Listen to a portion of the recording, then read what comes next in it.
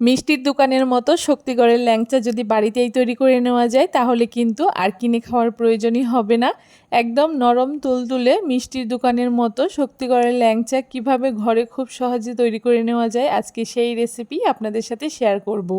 আমার এই রেসিপিটা যদি আপনারা প্রথম থেকে শেষ পর্যন্ত দেখেন তাহলে কিন্তু খুব সহজেই ঘরেই ল্যাংচা মিষ্টি তৈরি করে নিতে পারবেন। নমস্কার বন্ধুরা, মন কিচেনে আপনাদের সবাইকে স্বাগত। আশা করি আপনারা সবাই খুব ভালো আছেন। কিভাবে খুব সহজে নরম তুলতুলে রসালো শক্তিগড়ের ল্যাংচা মিষ্টি বাড়িতেই তৈরি করে নেওয়া যায় সেটাই আজকে আপনাদের সাথে শেয়ার করছি। আমি এইখানে ছানা দিয়ে ল্যাংচা মিষ্টিটা তৈরি করব। আপনারা চাইলে কিন্তু গুঁড়ো দুধ দিয়েও তৈরি করে নিতে পারেন। তার জন্য এখানে প্রথমে 1 লিটার দুধে খুব ভালো করে ছানা কাটিয়ে নিয়েছি। মিষ্টি তৈরির ক্ষেত্রে ছানাটা কিন্তু ভালো হওয়া অবশ্যই প্রয়োজন, তাই ছানাটাকে খুব ভালো করে কাটালে মিষ্টিটাও কিন্তু খুব সুন্দর হবে। ছানা কাটানোর জন্য প্রথমে 1 লিটার দুধ খুব ভালো করে বলক তুলে নেওয়ার পরে গ্যাসটাকে বন্ধ করে দিয়ে 2 চামচ ভিনিগার আর 2 চামচ জল খুব ভালো করে মিশিয়ে অল্প অল্প করে দিয়ে ছানাটাকে কাটিয়ে নিতে হবে।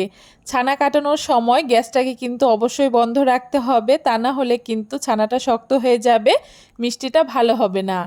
ছানাটাকে কাটিয়ে নেওয়ার পরে খুব ভালো করে জল দিয়ে ধুয়ে জলটাকে ঝরিয়ে নিয়েছি। আর জল ঝরানো ছানাটাকে আমি থালার মধ্যে নিয়ে 5 আঙ্গুলের সাহায্যে আস্তে আস্তে করে ছানাটাকে মাখিয়ে নিচ্ছি। ছানাটা যতক্ষণ না একদম সফট হয়ে যাচ্ছে ততক্ষণ খুব ভালো করে হাতের সাহায্যে এইভাবে করে মাখিয়ে নিতে হবে।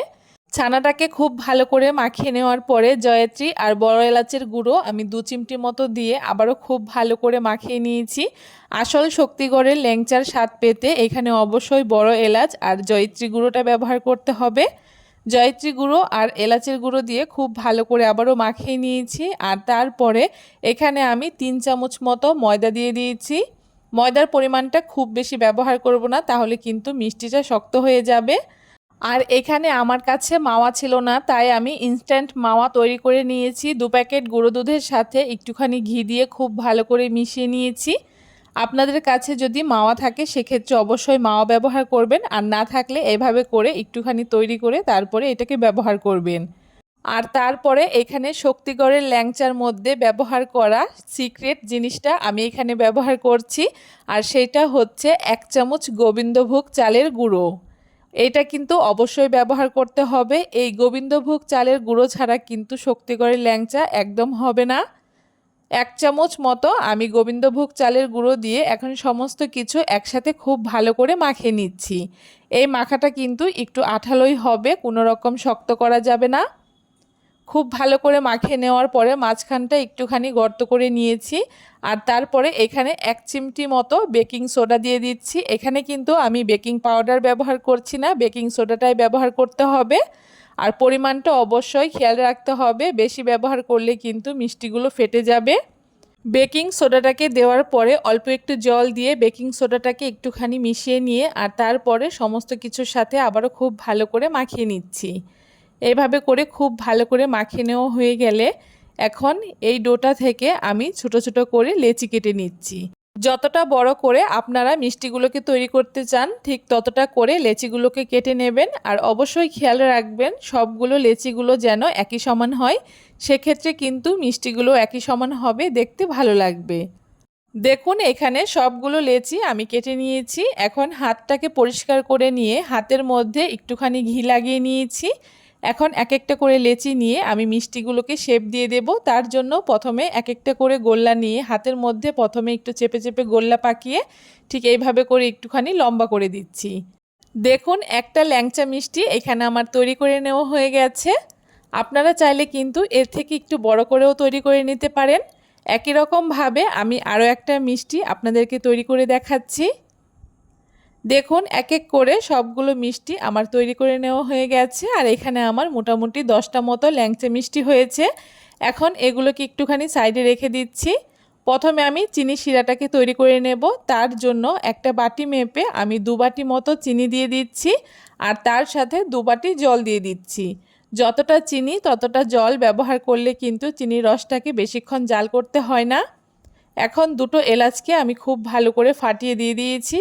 আর তারপরে খুব ভালো করে চিনির রসটাকে আমি বলক তুলে নেব। চিনির রসটা বলক তুলে আসার পরে 2 থেকে 3 মিনিট মতো হাই ফ্লেমে একটুখানি জাল করে নেব আর তারপরে চিনির রসটাকে আমি নামিয়ে নেব। চিনির রসটা এখানে আমার তৈরি করা হয়ে গেছে, এখন নামিয়ে ঠান্ডা করে নিচ্ছি। এখন এইদিকে আমি মিষ্টিগুলোকে ভেজে নেব। তার জন্য উনানে একটা ননস্টিকের কড়াই বসিয়ে দিয়ে পরিমাণ মতো তেল দিয়ে দিয়েছি। তেলটা যখন ঠিক এরকম আঙুল সহ মতো গরম হবে তখন উনানের আঁচটাকে একদম লোতে রেখে এক এক করে আমি মিষ্টিগুলোকে দিয়ে দেব। আর মিষ্টিগুলোকে দেওয়ার আগে হাত দিয়ে একটুখানি সমান করে তারপরে এক এক করে মিষ্টিগুলোকে দিয়ে দিতে হবে। উনানের আঁচটাকে লোতে রেখেই মিষ্টিগুলোকে এভাবে করে আলতো হাতে নাড়িয়ে ভেজে নিতে হবে। যতক্ষণ না মিষ্টির গায়ে হালকা একটা কালার চলে আসছে ততক্ষণ কিন্তু মিষ্টিগুলোকে নাড়ানো যাবে না, কড়াইটাকে আলতো হাতে দুলিয়ে দিতে হবে। দেখুন মিষ্টিগুলো উপরে ভেসে উঠেছে আর হালকা একটা কালার চলে এসছে।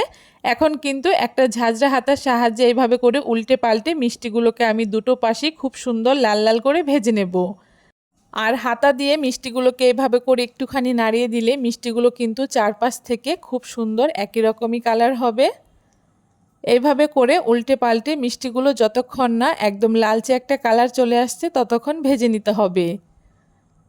আর মিষ্টিগুলো যখন উপরটা খুব সুন্দর কালার চলে আসবে তখন কিন্তু উনানের আঁচটাকে একদম হাইতে দিয়ে তারপরে মিষ্টিগুলোকে তেল ঝরিয়ে তুলে নিতে হবে। মিষ্টিগুলোকে আমি যেরকম কালার চাইছি ঠিক সেই রকম কালার চলে এসছে। এখন উনানের আঁচটাকে হাইতে দিয়ে খুব ভালো করে তেল ঝরিয়ে এক এক করে মিষ্টিগুলোকে তুলে নিচ্ছি। মিষ্টিগুলোকে তুলে নিয়েছি। এখন এদিকে দেখুন যে চিনি শিরাটা আমি তৈরি করেছিলাম, চিনি শিরাটা কিন্তু একদম হালকা গরম আছে। এখন এই হালকা গরম চিনি শিরার মধ্যে আমি এই গরম মিষ্টিগুলোকে দিয়ে দেব। আর এখানে অবশ্যই একটু খেয়াল রাখতে হবে, খুব বেশি গরম চিনির রসের মধ্যে কিন্তু গরম মিষ্টি ব্যবহার করা যাবে না, সেক্ষেত্রে কিন্তু মিষ্টিগুলো চুপসে যাবে, ভালো হবে না। হালকা গরম চিনি শিরার মধ্যেই কিন্তু এই গরম গরম মিষ্টিগুলোকে দিতে হবে। মিষ্টিগুলোকে দেওয়ার পরে এভাবে করে একটুখানি উল্টে পাল্টে নিচ্ছি আর এইভাবে করে আমি ঢাকা দিয়ে সারা রাত রেখে দেব। পরের দিন দেখুন মিষ্টিগুলো রস খেয়ে একদম টুপটুপে হয়ে গেছে আর কত সুন্দর নরম তুলতুলে আর রসালো মিষ্টি হয়েছে দেখে নিশ্চয়ই বুঝতে পারছেন। শক্তিগড়ের ল্যাংচা কিন্তু এখন বাড়িতেই আপনারা খুব সহজেই তৈরি করে নিতে পারবেন, একদম সহজ পদ্ধতিতে। ঘরে থাকা মাত্র কয়েকটি উপকরণ দিয়ে কোনো রকম ঝামেলা ছাড়াই খুব সহজে এই মিষ্টিগুলো আপনারা তৈরি করে নিতে পারবেন। একটা মিষ্টি আমি আপনাদেরকে ভেঙে দেখাচ্ছি, মিষ্টির ভেতরে কত সুন্দর রস ঢুকেছে আর কত সুন্দর জালিদার হয়েছে। কেমন লাগলো আজকে খুব সহজ পদ্ধতিতে শক্তিগড়ের এই ল্যাংচা মিষ্টির রেসিপি অবশ্যই কিন্তু কমেন্ট করে জানাতে ভুলবেন না। ভিডিওটা যদি ভালো লেগে থাকে অবশ্যই সবার সাথে শেয়ার করে দেবেন আর আমার চ্যানেলে নতুন থাকলে চ্যানেলটাকে সাবস্ক্রাইব করে দেবেন।